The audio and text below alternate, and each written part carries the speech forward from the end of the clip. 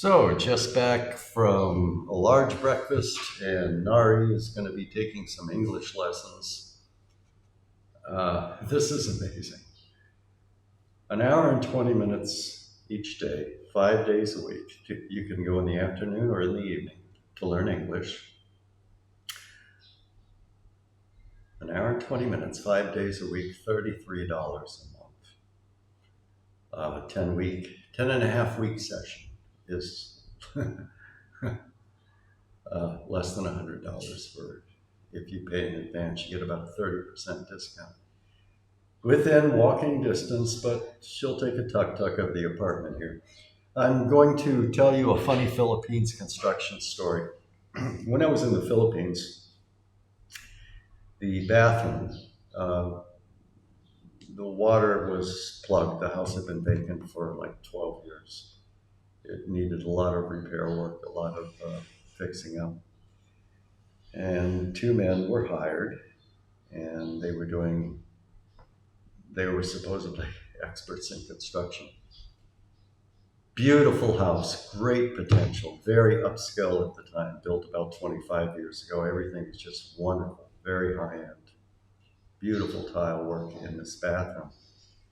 So you go in the shower and you're wading through a little bit of water because the septic system is plugged.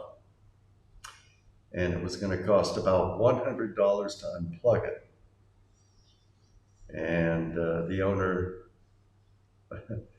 and the maintenance, the construction, they felt that was too much money. So here was their solution. This is amazing. They did not have blueprints. They did not know which direction the sewer line was, where the sewer line was, anything. They went on about these enormous lengths of 3 and 4 inch sewer pipe, PVC, with some 90-degree angles. And they were going to try to imagine this. They didn't know where the sewer line was. They were going to bust through the ceramic tile, which was beautiful, right in front of the toilet. They were going to come up about 6 inches with a 3-inch sewer pipe, do a 90, poke a hole through the wall, the exterior wall, which was on the left, if you're sitting on the toilet, run the pipe about 10, 15 feet, turn a corner, another 90, run it behind the house, over the sidewalk in the backyard, into the septic tank, or a new septic tank, because they didn't know where the septic tank was. So they brought all these building materials back. And the guy's back there, and he's starting to cut through the tile. Perfect tile, pristine, absolutely beautiful tile. He's cutting through it. And I asked him, his English wasn't very good, so I used the interpreter, what he had in mind. He said he's going to fix the clog by coming up because gravity doesn't exist in the Philippines. And he's going to cut into a sewer pipe that he doesn't even know where it is. So and he's going to run a line on the exterior of the house. So I did stop him. He did a little bit of damage to the ceramic tile. The ceramic tile in the Philippines is absolutely beautiful. They do great work on the tile.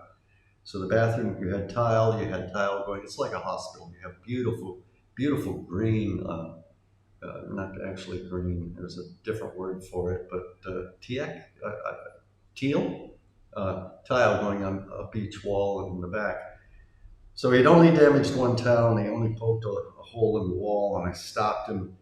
And then what we did is we had them replace a row of tiles with something similar so that it would appear as though it was done intentionally.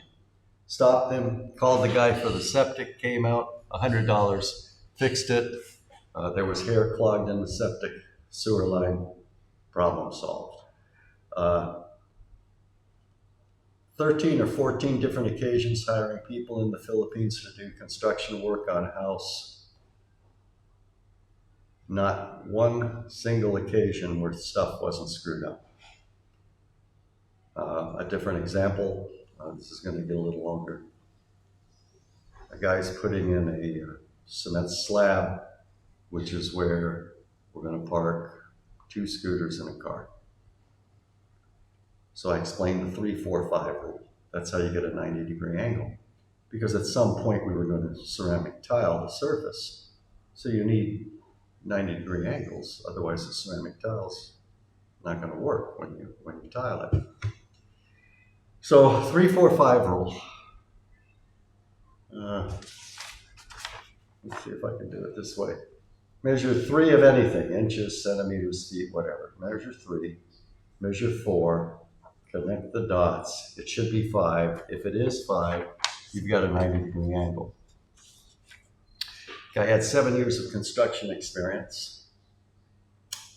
I showed him the 3-4-5 rule because I could see he was doing it wrong. I walked away. He did it wrong anyway. 2 different guys hired to put in sink traps. They don't know what a flange is. Well, they know what a flange is. They hand mold putty around the pipes instead of using a flange. 2 different guys hired to fix or to install a sink overflow. They don't know what an overflow in a sink is.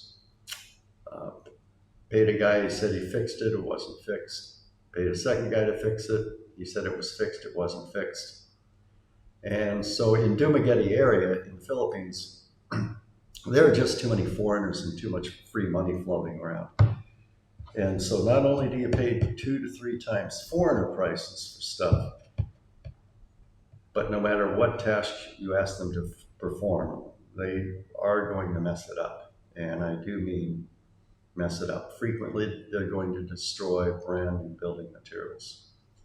One more, I'll give you one more. Had a 1-car garage, closed it in to make it a 4th bedroom. So it's going to be a 4-bedroom, 2-bath house. Very nice house, open floor plan, very Western style, open floor plan.